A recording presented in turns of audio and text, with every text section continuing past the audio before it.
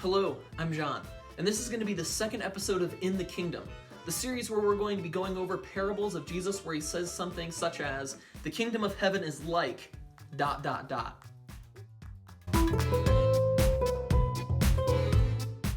So today I wanted to start by bringing you into a conversation that goes back thousands of years. It's referred to as the diamond-water paradox. The premise is this: if water is necessary to life and survival, then it contradicts itself that diamonds hold more value on the market, since realistically, they don't aid in survival at all. Many famous philosophers have tried to explain this paradox over the last about 2,000 years. But I believe that the true answer was given in the late 1800s during what we now call the Marginal Revolution. During this time, people began showing how an object's value is determined subjectively by the consumer. The person receiving a good will decide what it's worth by what it's worth to them. In our parable today, we'll see a story where some people decide that a new treasure was worth more than everything else they own. So let's get started by reading Matthew 13, 44 through 46. The kingdom of heaven is like treasure hidden in a field, which a man found and covered up. Then, in his joy, he goes and sells all that he has and buys that field. Again, the kingdom of heaven is like a merchant in search of fine pearls, who on finding one pearl of great value went and sold all that he had and bought it. Both of these parables are pointing to the same thing. When these men find an object of great value, they're willing to sell all that they have in order to get that one thing. Jesus spoke in parables because they were easy to understand.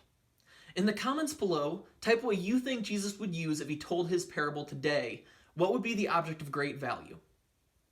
I'm a big fan of Ferris Bueller's Day Off, so I don't think it would be out of the question for Jesus to use the example of a man in search of fine cars who found a 1969 Ferrari GT California.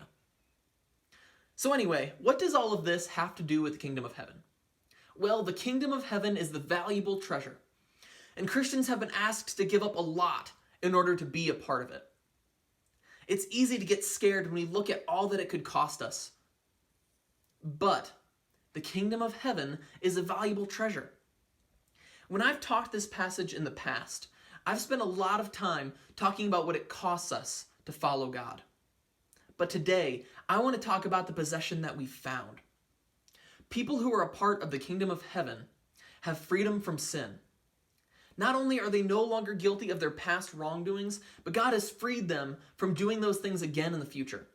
And that doesn't mean it's going to be easy. That doesn't mean that sometimes they'll fail. But God has given us the ability to be free from temptation and sin. We can rely on him to protect us from those things. Scripture tells us that God does not allow us to be tempted beyond what we can bear. And when we aren't tempted, he always gives us a way out. Secondly, people who are a part of the kingdom of heaven have a relationship with God. He talks to us through Scripture, and we talk to him by praying. Through the kingdom of heaven, I personally have found freedom from worry. The ability to trust in God has encouraged me to do things that I could not do without him. It removes fear and anxiety that would otherwise be crippling. And I don't have time to talk about how the freedom of heaven has provided community, life, power, and many other gifts to Christians all around the world. So you may be appropriately asking, is it worth it to lose everything for the kingdom of heaven? I'm here to tell you that it is. As usual, I would like to leave you with some activities. If you're a Christian, I want you to make a Tchart that looks something like this. On one side, list all of the things that you have given up for the kingdom of heaven. And on the other side, list what you have gained in the kingdom of heaven. I'm sure if we were to collect all of these, we would find that the people who gave the most also received the most. If you're not a Christian, I want you to carefully consider the treasure you're looking at right now. Imagine that you were the man looking at that field who dug up treasure. Imagine that you were the merchant searching for fine pearls, and you found one that was worth more than everything else you owned.